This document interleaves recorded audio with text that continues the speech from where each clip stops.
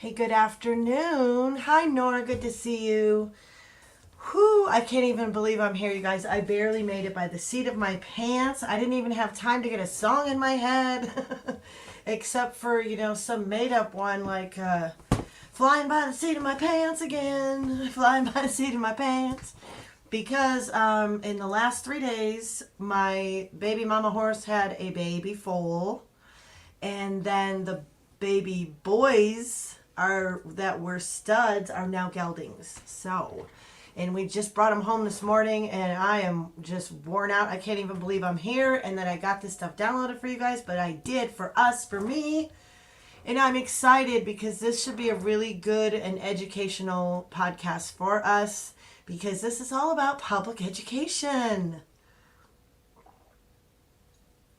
Benjamin, it's great to see you, honey. I hope you're doing well. So it's going to be a lot of straight reading, but we are answering questions out of session 5. So I'm going to get right into it today, and I'm going to go right to standuphumble.news. Oh man, these are not my glasses. These are somebody else's who is more blind than I. Whew. I was running around trying to find them. Oh well, they'll work when I need them too. But I don't need them every second because they're like extra magnified. Okay, share screen. We're going to go to standuphumble.news. And there's the Constitution study is right at the top. I'm sorry, it's at the right. It's all the way at the right. For some reason, I'm all blowed up on this. Let me go down to normal. And it should be the furthest tab on the right. And you just click on the tab, and then the Constitution study will be right there. Both of these top two will take you to get your kit, and it's worth every penny. It will come quickly. But if you can't get your kit, I'm uploading the materials that I'm going over as I share my study with you. I'm not somebody who is trying to come off like a teacher here. I'm somebody who has decided to turn her camera on and to dedicate this time to learn this stuff. And so I'm doing it for myself and for all of you. So thank you to everyone who is interested in learning our history and enriching your mind with relevant information, because there's no cookie cutter remedy here. We all have to figure this out for ourselves. The only way to figure it out is to know our history, because those who do not learn their history are doomed to repeat it. So today was the first time I actually put a topic in the subject under the making of America, and I am going to start doing that from now on because I do have an idea about what I'm going to be sharing. And we're going to be going over the role of religion. And before I do that, I want to give a shout out to my local brother, James Graham, who's nearly single-handedly, but I know he had a team of people helping him, but he was able to stop that foolish Ferndale City Council from trying to pass a resolution on our speech, which basically has to do with all-age drag shows. So James, kudos, man. You did that one battle, but we all know until everyone stands up against this stuff, these people are just going to keep pushing and pushing and pushing. They're not going to stop. So, people could just sit back and can continue to entertain themselves hour after hour after hour on the latest Netflix and Hulu and whatever else. But, I really want to encourage everybody to spend a little bit of time every single day enriching your spiritual life by reading the Bible and enriching our community by learning our laws, whatever it takes. This is one option. There are so many other options when it comes to that. This is a comprehensive study on the making of America. This puts into context what they were going through, history, how they were thinking, how educated they were. For elitists, they didn't do too badly for us.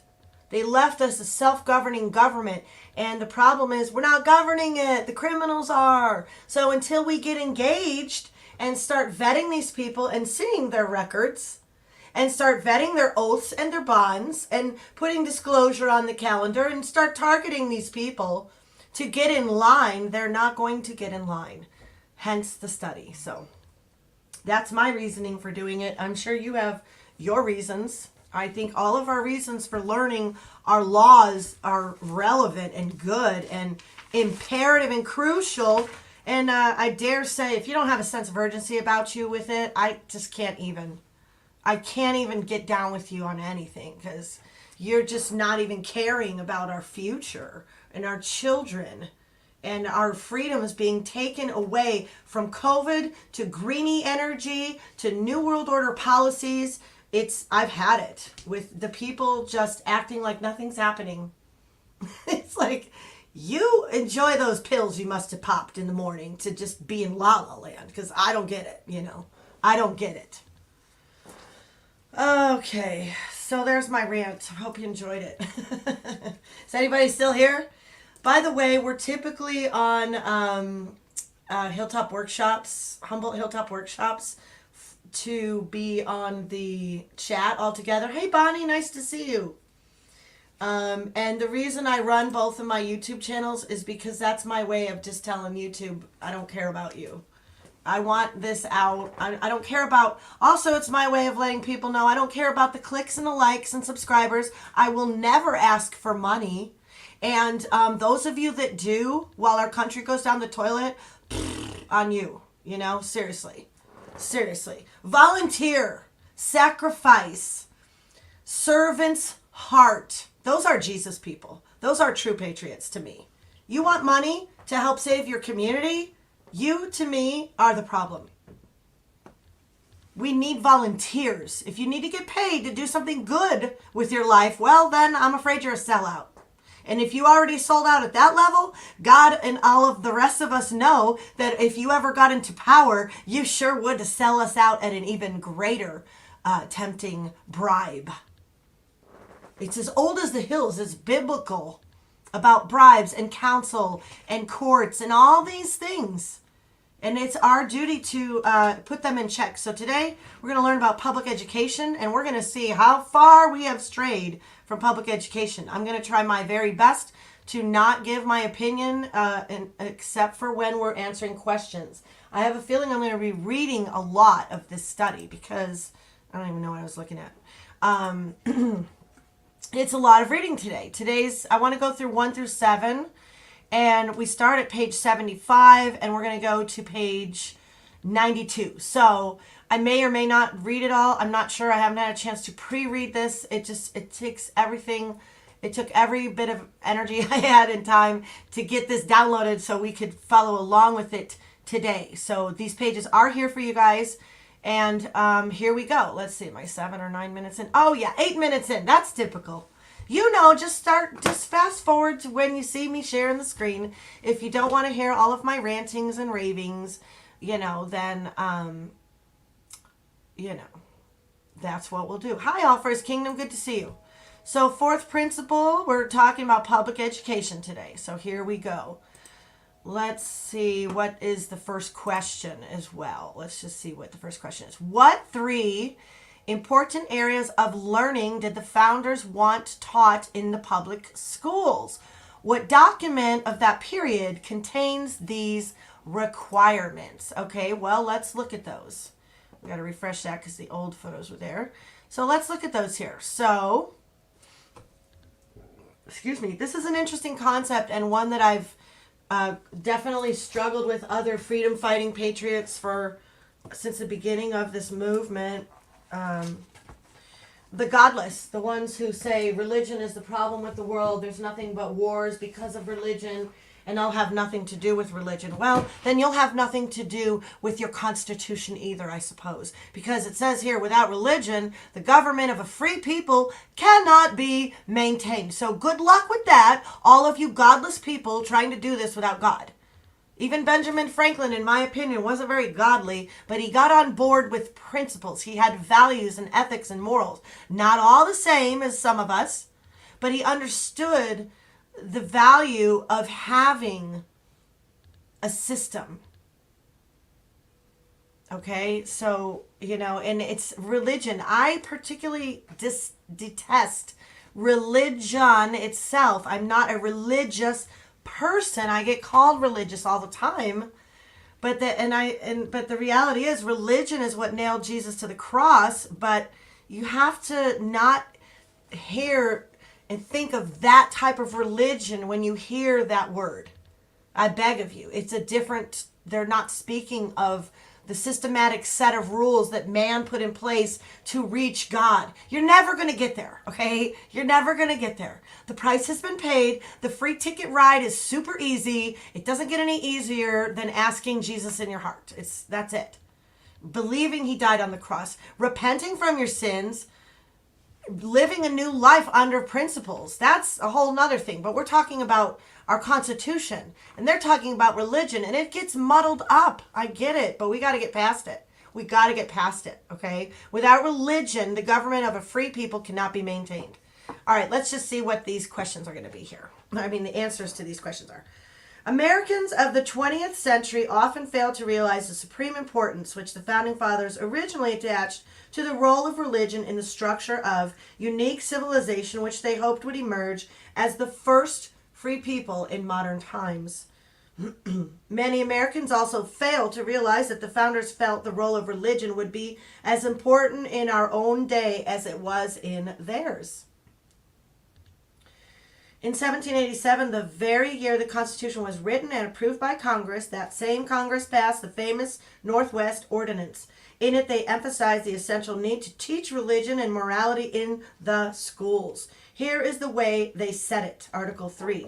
Religion, morality, and knowledge being necessary to good government and the happiness of mankind.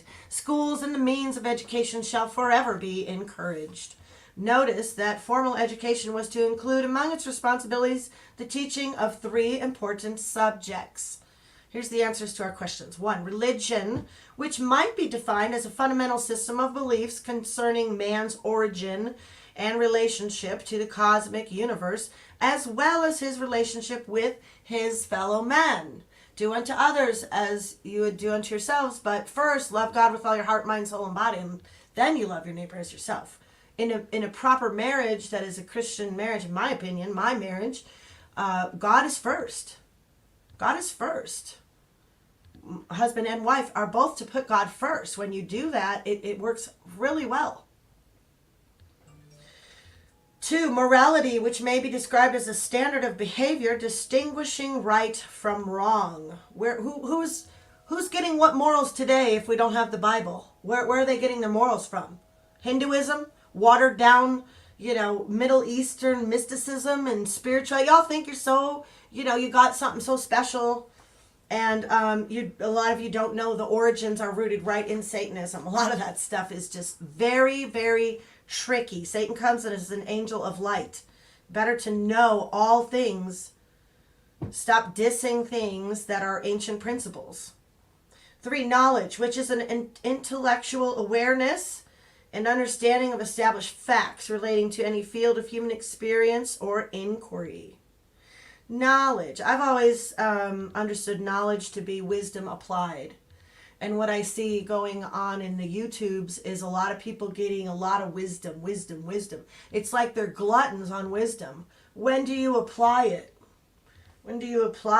Or wisdom is knowledge applied. No, I got that backwards. Wisdom is knowledge applied. So a lot of people are getting very knowledgeable, but they're not applying the wisdom.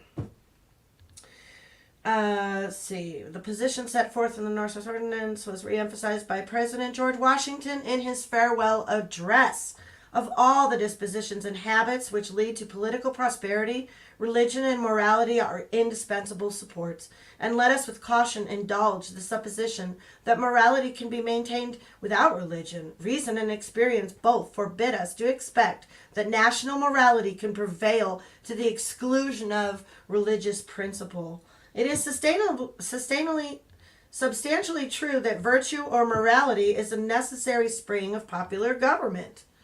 The teaching of religion in schools restricted to universal fundamentals, having established that religion is the foundation of morality and that both are essential to good government and the happiness of mankind. The founders then set about to exclude the creeds and biases or dissensions of individual denominations so as to make the teaching of a religion a unifying cultural adhesive rather than a divisive apparatus. Jefferson wrote a bill for establishing elementary schools in Virginia and made this point clear by stating, "No religious reading, instruction, or exercise shall be prescribed or practiced inconsistent with the tenets of any religious sect or denomination." Obviously, under such restrictions, the only religious tenets to be taught in public schools would have to be those which were universally accepted by all faiths and completely fundamental in their premises. Therein is the problem, I think. Franklin describes the 5 fundamentals of all sound religion. Several of the founders have left us with descriptions of their basic religious beliefs, and Benjamin Franklin summarized those which he felt were the fundamental points in all sound religion. This is the way he said it in a letter to Ezra Stiles, president of Yale. "Here is my creed. I believe in one God, the creator of the universe, that he governs it by his providence, that he ought to be worshipped, that the most acceptable service we render to him is in doing good to his other children, that the soul of man is immortal and will be treated with justice in another life, respecting its conduct in this. These I take to be the fundamental points of all sound religion." Well, he sounds a lot more righteous than I have in my mind of him. I just keep seeing him with some Frenchies. You know what I mean? It's like, oh, Franklin, I know you like the women. Come on. Okay, let's see. Did we answer the questions? Number 1, what 3 important areas of learning did the founders want taught? We did the 3. What document of the period contains these requirements? What document? Did we get to that part? Or did I read over it and blow it off when I didn't read Littlefield, Basic American Documents? Okay, there we go. So that part that I didn't read was where the answer was, you guys. Basic American Documents. That sounds like a good read, doesn't it? That sounds like a good read. Okay, let's go to question 2. What religion was to be taught in the schools? What are the 5 fundamental principles of all sound religions? Okay, we're going to get into that now with Franklin. He's going to get into that. Here we go. Several of the founders have left us with descriptions of their basic beliefs. Oh, wait, I already read that. I'm sorry. We're reading here. The fundamental points to be taught in schools. So 5 points of fundamental religious belief expressed or implied in Franklin's statement are these. 1, there exists a creator who made all things and mankind should recognize and worship him. 2, the creator has revealed a moral code of behavior for happy living which distinguishes right from wrong. 3, the creator holds mankind responsible for the way they treat each other. 4, all mankind live beyond this life. 5, in the next life, mankind are judged for their conducts in this one. Oh, how interesting. 1, there exists a creator who made all things and mankind should recognize and worship him. 2, the creator has revealed a moral code of behavior for happy living which distinguishes right from wrong. 3, the creator holds mankind responsible for the way they treat each other. 4, all mankind live beyond this life. 5, in the next life, mankind are judged for their conduct in this one. All 5 of these tenets run through practically all of the founders' writings.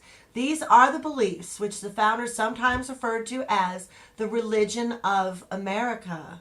And they felt these fundamentals were so important in providing good government and the happiness of mankind that they wanted them taught in the public schools along with morality and knowledge. What? Not all age drag shows and sexual acts and dildos and vibrate, Really? Are you sure? Because it looks like we got a little far away from there.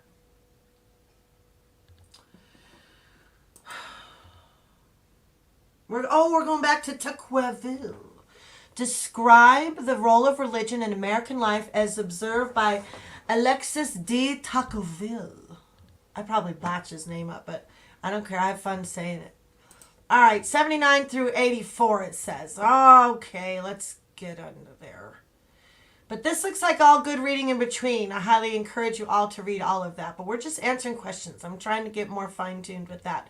When the French jurist Alexis de Tocqueville visited the United States in 1831, he became so impressed with what he saw that he went home and wrote one of the best definitive studies on the American culture and constitutional system that had been published up to that time. His book was called Democracy in America. De Tocqueville said, "On my arrival in the United States, the religious aspect of the country was the first thing that struck my attention. And the longer I stayed there, the more I perceived the great political consequences resulting from this new state of things." He described the situation as follows: "Religion in America takes no direct part in the government of society, but it must be regarded as the first of their political institutions. I do not know whether all Americans have a sincere faith in their religion, for who can search the human heart? But I am certain they hold it to be indispensable to the maintenance of republican institutions. This opinion is not peculiar to a class of citizens or to a party, but it belongs to the whole nation and to every rank of society." European philosophers turned out to be wrong. No kidding.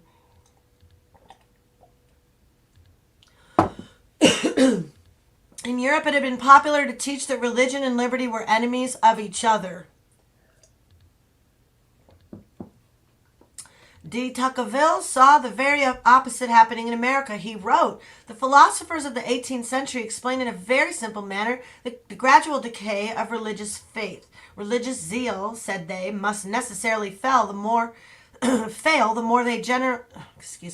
Religious zeal, said they, must necessarily fail the more generally liberty is established and knowledge diffused. Unfortunately, the facts by no means accord with their theory. There are certain populations in Europe whose unbelief is only equaled by their ignorance and debasement. While in America, one of the freest and most enlightened nations in the world, the people fulfill with fervor all the outward duties of religion." A new kind of religious vitality emerges in America. De Tocqueville pointed out that in France I had almost always seen the spirit of religion and the spirit of freedom marching in opposite directions, but in America I have found that they were intimately united. He then pointed out that the early American colonists brought with them into the New World a form of Christianity which I cannot better describe than by styling it a democratic and republican religion. This contributed powerfully, actually I'm going to go back to this here. This contributed powerfully to the establishment of a republic and a democracy in public affairs, and from the beginning, politics and religion contracted an alliance which has never been dissolved. This contributed powerfully to the establishment of a republic and a democracy in public affairs, and from the beginning, politics and religion contracted an alliance which has never been dissolved. This is Tocqueville writing this back in the 1700s. The sects, different denominations that exist in the United States are innumerable. They all differ in respect to the worship which is due to the Creator, but they all agree in respect to the duties which are due from man to man. Each sect adores the deity in its own peculiar manner, but all sects preach the same moral law in the name of God. All the sects of the United States are comprised within the great unity of Christianity. When it's saying sects, it's sects. And Christianity morality is everywhere the same. There is no country in the world where the Christian religion retains a greater influence over the souls of men than in America. It was astonishing to de Tocqueville that liberty and religion could be combined in such a balanced structure of harmony and good order. He wrote, "The revolutionists of America are obliged to profess an ostensible respect for Christian morality and equity, which does not permit them to violate wantonly the laws that oppose their designs. Thus, while the law permits the Americans to do what they please, religion prevents them from conceiving and forbids them to commit what is rash or unjust." De Tocqueville describes the role of religion in the schools. Tocqueville found that the schools, especially in New England, incorporated the basic tenets of religion right along with history and political science in order to prepare the student for adult life. He wrote, am I on the wrong page here? Let me go to show more. In New England, every citizen receives the elementary notions of human knowledge. He is taught, moreover, the doctrines and the evidences of his religion, the history of his country, and the leading features of its constitution. In the states of Connecticut and Massachusetts, it is extremely rare to find a man perfectly acquainted with all these things, and a person wholly ignorant of them is a sort of a phenomenon. Oh, that's what I'm going to start calling the normies who do nothing. You're the phenomenon. You are a phenomenon to me. De Tocqueville describes the role of the American clergy. Tocqueville saw a unique quality of cohesive strength emanating from the clergy of the various churches in America. After noting that all the clergy seemed anxious to maintain separation of church and state, he nevertheless observed that collectively they had a great influence on the morals and customs of public life. This indirectly reflected itself in the formulating of laws and ultimately in fixing the moral and political climate of the American Commonwealth. As a result, he wrote, "This led me to examine more attentively than I had hitherto done the station which the American clergy occupy in political society. I learned with surprise that they filled no public appointments. I did not see one of them in the administration, and they are not even represented in the legislative assemblies. How different this was from Europe, where the clergy nearly always belonged to a national church and occupied seats of power." He wrote, "The unbelievers in Europe attack the Christians as their political opponents rather than as their religious adversaries. They hate the Christian religion as the opinion of a political party much more than as an error of belief, and they reject the clergy less because they are the representatives of the deity than because they are the allies of government." In America, he noted, the clergy remained politically separated from the government, but nevertheless provided a moral stability among the people, which permitted the government to prosper. In other words, there was separation of church and state, but not separation of state and religion. The clergy fueled the flame of freedom, stressed morality, and alerted the citizenry to dangerous trends. The role of the churches to perpetuate the social and political culture of the United States provoked the following comment from de Tocqueville. "The Americans combine the notions of Christianity and of liberty so intimately in their minds that it is impossible to make them conceive the one without the other. I have known of societies formed by Americans to send out ministers of the gospel into the new western states, to found schools and churches there, lest religion should be allowed to die away in those remote settlements, and the rising states be less fitted to enjoy free institutions than the people from whom they came."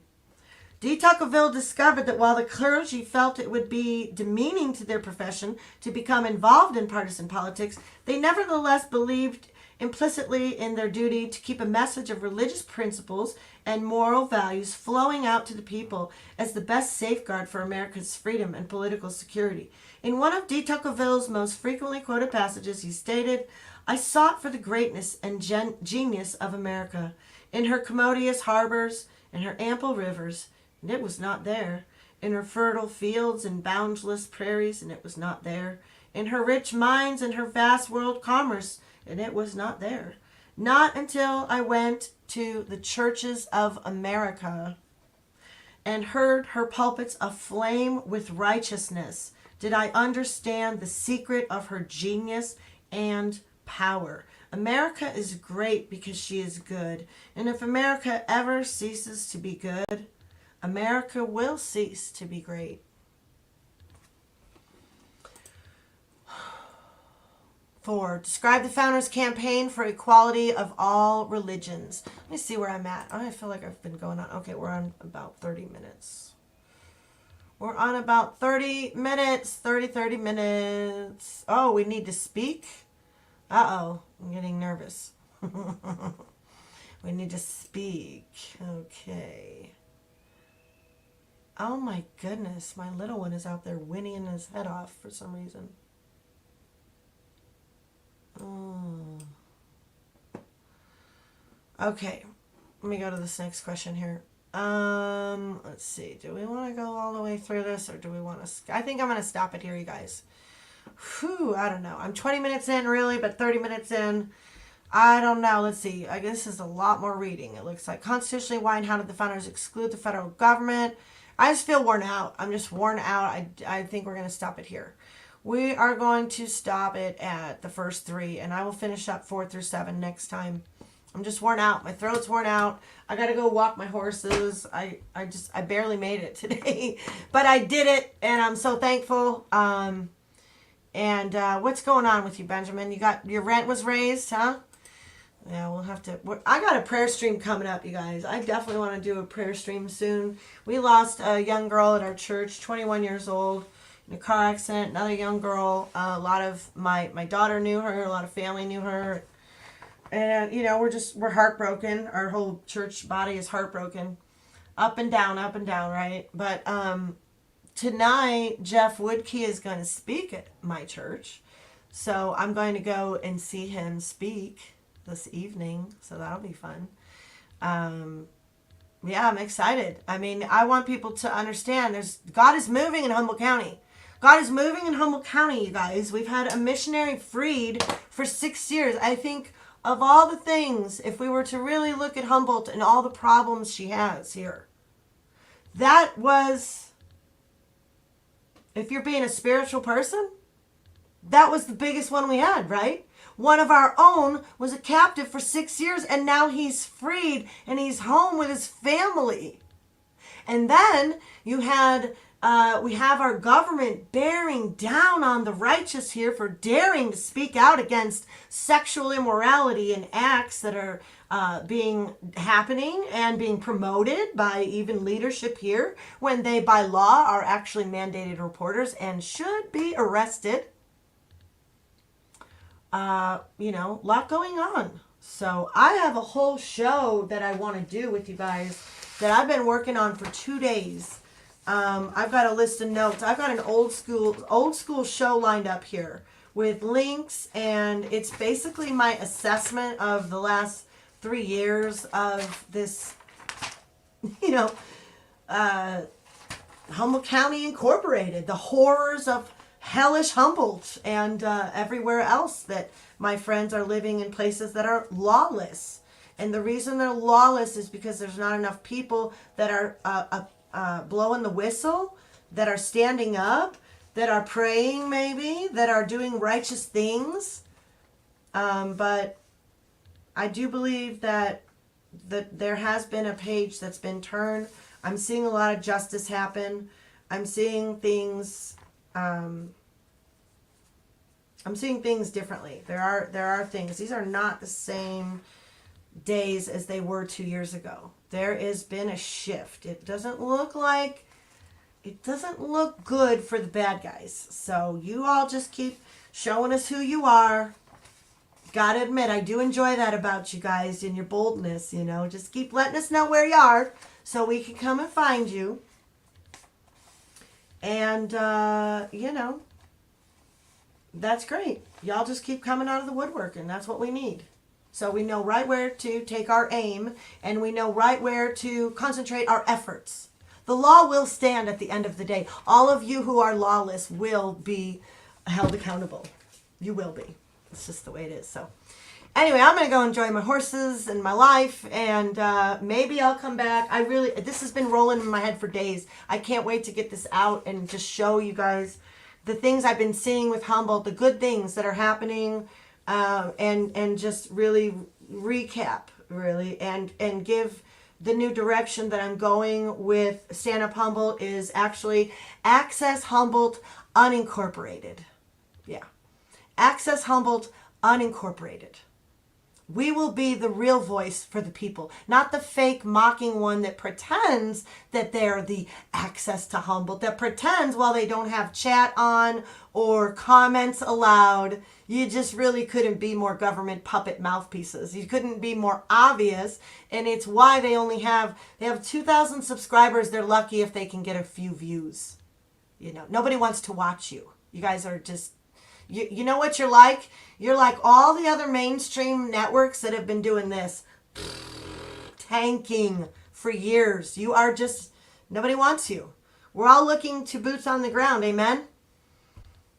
So that's what we got to do. We have to start watching people that are standing up. There's a channel called Grassroots Army. Go watch a few videos. There's a channel called Truth Tornado. Watch a few of her videos. You know, if we don't spend time watching people that are standing up and educating themselves, then our brains are just turning to mush. You know, I got to learn a new piece of music once in a while. Let me tell you a hard piece to play. Shostakovich Waltz Number 2. But you ought to go listen to it sometime because it's a very fun, cheery, and happy song. And there's nothing like classical music. I raised my babies in classical music.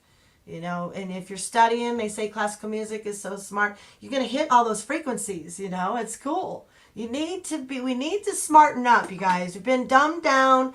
I feel dumbed down myself, and I've got so much I want to read. I just decided I might just want to do a reading channel. I want to rip through this book, Making a Living, Making a Life in Humboldt County. Mom and pops are my heart. You know, we need to build up our unincorporated parts, you guys. Humboldt County has gotten completely taken over by the corporation. So this is another book I'd like to be reading with you, The Great Reset. And it's how counties are taking it back, you know, chapter by chapter. So, hey, if reading is one of the talents that is going to help make me feel better anyway, like, hey, at least I can read, I can read, I can put my camera on, we can read together, we can have an open chat, Access Humboldt. This is how you do it. If you want people to actually like your videos, you have to let them in. You have to give them access. So we will be Access Humboldt Unincorporated, and we will continue to show the contrast between corporated Humboldt and unincorporated Humboldt. And that's the best I can do. And that's that's basically what my stream is going to be about. It's like highlighting the things about Humboldt County and the issues here. And my issues are lawlessness, City Council, Board of Supervisor. With the lawlessness, they are sexualizing our children. They COVID coerced them, jabbed them, made them prisoners and hostages, isolating them, took away these children's lives from them, and then coerced them with the shot. They are murderers and criminals, and they deserve to be held accountable. Okay, City Council. And Board of Supervisor, they're going for your water in Humboldt, you know that? They're going to put meters on your water, have you pull back on your water while they let it drain to the ocean. We have a lot of issues that we have to fix. That's why I'm doing this study. If you're just following along, you don't know me or anything about me, this is my jam. This is what I do. I like to share the people that are standing up in their communities and especially ones that are getting remedy. I do believe in the affidavits. I do believe in the grand juries. I do believe they will happen here. I do believe the courts are corrupt and crooked right now, but I do believe there's never been a better time to stand up and speak out. Stop being afraid. Stop being